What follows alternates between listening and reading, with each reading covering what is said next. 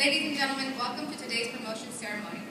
The 516 Signal Brigade Commander, Colonel Cleophas Thomas Jr., is presiding over today's ceremony.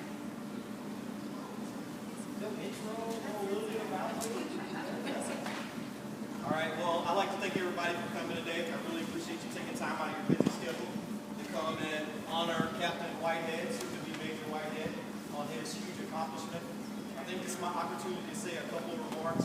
I was kind of looking over his bio on the way over here.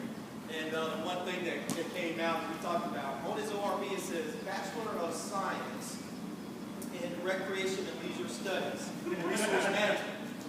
So, and then on another piece of paper, he said Bachelor of Arts in Recreation and Leisure Studies. We're like, which one is it? Is it an art or a science when it comes to recreation and leisure studies? I have no idea, but it seems like a great degree to be a part of, playing golf, hanging out, signing out equipment, but it really doesn't matter because he's a true professional when it comes to the human resource side of the house, and he's the best S1 that I've had in several years of just my career being in the military. Definitely falls into line with everything we have to do. He comes in and talks to me about OERs and awards, and he makes sure that I'm on track on all of the actions that we process in the brigade. So when you look at a person going from a captain to major, you think about, do they have the potential to be a major? Captain Whitehead, soon to be Major Whitehead, is already performing at that level. I mean, he's doing great work day in and day out. He keeps not only the battalion commander and the brigade commander straight, but he also keeps his soldiers and civilians straight.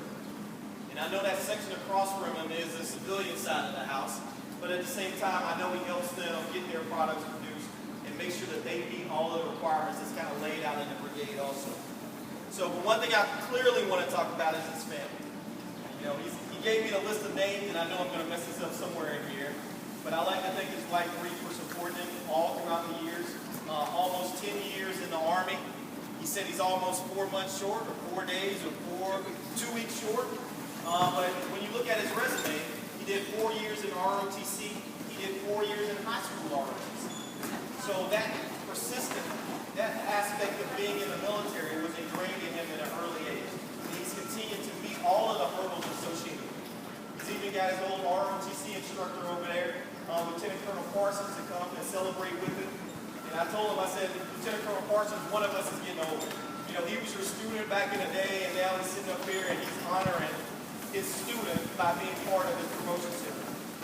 But his wife, Bree, I know you're stuck in there every moment through all the moves, through the multiple deployments. He's deployed 3 times as a soldier in a variety of different ways. He deployed as a platoon leader in the armor, and he also deployed and went to Afghanistan as an S1 or a BSB. So he's a soldier that's been there. He's done that. He clearly understands what it means to deploy in support of not only his family, but in support of this nation. So he's a true American, and I honor you for doing those type of things, that sacrifice that not only that he had to make, but his family had to make in those 3 years of being separated.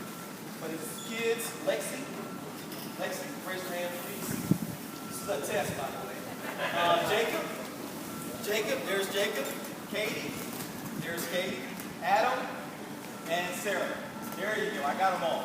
All right, but I know you had a lot to do with your dad's accomplishments and achievements. So thanks for keeping him honored and happy and sane in those days when he was really tired and frustrated. Really, your kids are what make you keep moving forward. They make you laugh, they make you enjoy a situation, and they make you want to come up and wake up for the next day and continue to move forward. So he's got a variety of assignments under his belt. His first one was a tank platoon leader, assistant S3 and S1 in the infantry battalion at Fort Stewart, officer strength manager for Army Sustainment Command, BSB battalion S1, and now he's an S1 for 516 Signal Brigade. So definitely he's moving up the ladder. The Army has put their trust and their faith and their confidence in Captain Whitehead to ensure that he meets all of the marks that he needs to do to be successful. And based on his resume, I know he'll continue to move forward. He's already doing a good job as a captain, performing as a major. So pretty soon we'll come back for another one of these ceremonies in about 6 years or so. He'll be getting promoted from major to lieutenant colonel. Because the Army puts faith and trust and confidence in people that they want to continue up the mark. He's leaving pretty soon, going to ILE. So ILE is a big deal for any officer in their career. Send you back to school, they kind of teach you some of the things that you need to know, ground you back into the Army, and make sure that moving in the right direction, and Captain Whitehead, soon to be Major Whitehead, is already performing at that level. So I'd like to thank you personally for everything you've done for the brigade. You've been a very welcome addition to it, and you really helped us out a lot. So we'll go ahead and move on with the ceremony, but thanks a lot for everything. Attention to orders. The President of the United States has reposed special trust and confidence in the patriotism, valor, fidelity, and abilities of Captain John C. Whitehead. In view of these qualities and his demonstrated potential for increased responsibility, he is therefore promoted in the United States Army to the rank of Major. Effective 1 January 2014, signed John McHugh, Secretary of the Army.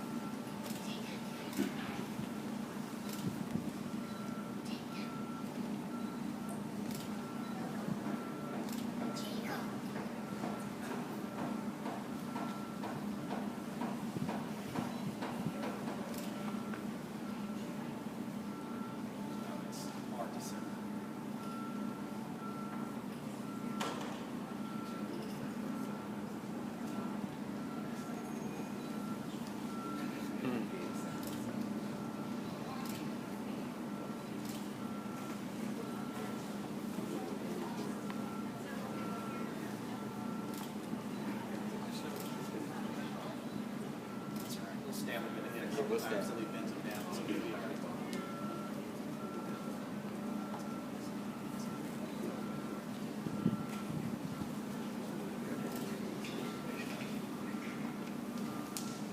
All right, round of applause, please.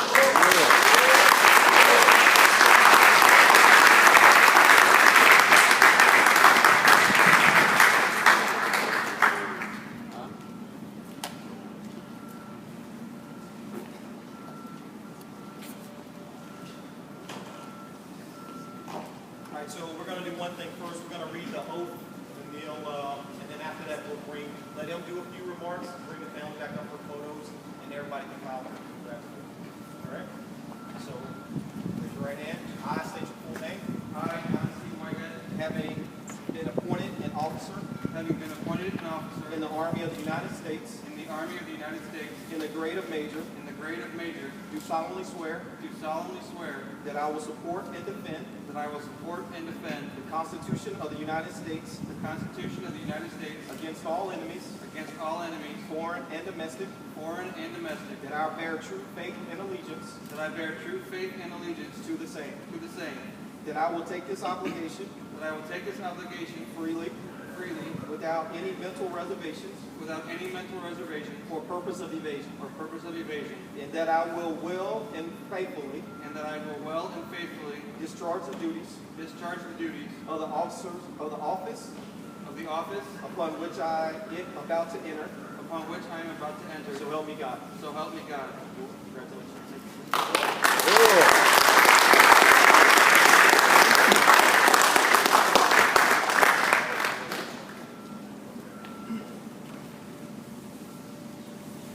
Put your moment. The floor is yours.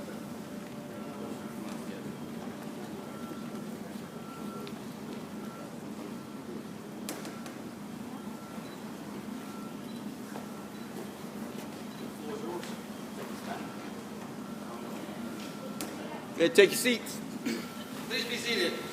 I had to write down my comments or else I'll ramble on for an hour. Anybody in my family can attest to that. Colonel Thomas, Sergeant Major Braswell, Colonel Shell, Colonel Peterson, Mom, family, friends, welcome and thank you for attending my promotion ceremony. Having been an S1 for almost 10 years, I've been to my fair share of promotion ceremonies. But this one is exceedingly special to me, not just because it's my promotion to Major, but because it's my first promotion ceremony in my military career that my family has actually been able to attend.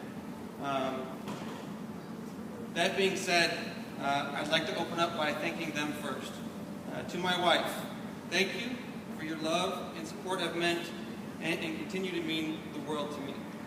Although the Army has won the battle for my time and attention time and time again, I thank you for keeping me grounded and sane through all the early mornings, late nights, and 3 deployments. To my children, thank you for giving me a reason to do what I do. I would not be here today if it weren't for you. True story. You are your mother and I's future and this nation's future. And you all give me a reason to push myself to be a better father, soldier, and person every day. To my brothers, Christopher and David, thank you for being there, just being there when I needed, and for teaching me what brotherhood meant. You prepared me to be a leader, a mentor, and a follower, and to know when to be each one. And to my mother and father, thank you for kicking me in the butt for at least 18 years, probably more. You gave me the tools I needed to succeed, let me make the mistakes I needed to make, and help me pick up the pieces and learn my lessons. All of your efforts have molded me into the man, husband, father, and soldier that I am today. Thank you. Pardon me, I'm a crier. The last member of my family that I specifically want to thank is a man who couldn't be here today. But I know he's looking down on me and all of us. He had a profound impact on my life, as well as the lives of all of the other 7 grandchildren. It is in his honor, my grandfather, Lieutenant Colonel retired James K. Whitehead, that I wear his major's rank in my beret.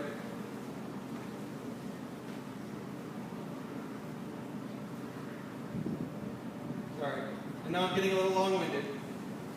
I promise I'll only be another 10, 15, maybe 20 minutes. But this is my ceremony, David. I have to thank all of my mentors who helped to guide me and teach me throughout my military career. First and foremost, I have to start at the beginning of my military career. As Colonel Thomas said, I spent 4 years in junior ROTC in high school. And if it wasn't for Major John Gardner and Sergeant Major Thomas Myers, I wouldn't be here today. They started me on the path of serving my nation. And I just hope that thus far I haven't disappointed them. And I continue to not disappoint them as I continue my military career. Secondly, to my former commanders and supervisors, most of whom could not be here, Colonel Ken Adjie, Lieutenant Colonel Jeff Denius, Lieutenant Colonel Eric Weiss, Lieutenant Colonel Mark Brown, Lieutenant Colonel Mike Siegel, Lieutenant Colonel Stan Murphy, Lieutenant Colonel Parsons, who's here, thank you. Command Sergeant Major Andrew Spano, Major Stefan Bandis, Major Nate Sawyer, and Major Mike Oman, and many, many more that I'm sure I'm missing. Thank you for the lessons that you taught me, and the guidance you gave, the listening you did, and the leadership you instilled. I am the officer I am today because of you. And finally, I would be remiss if I did not mention and thank all of the NCOs who supported me throughout my past 10 years.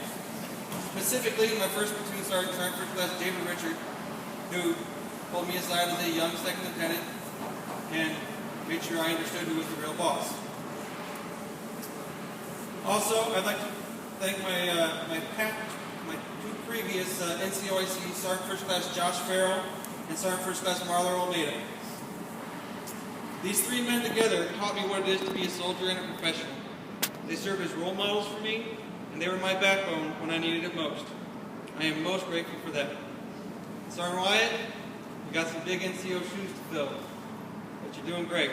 Keep it up.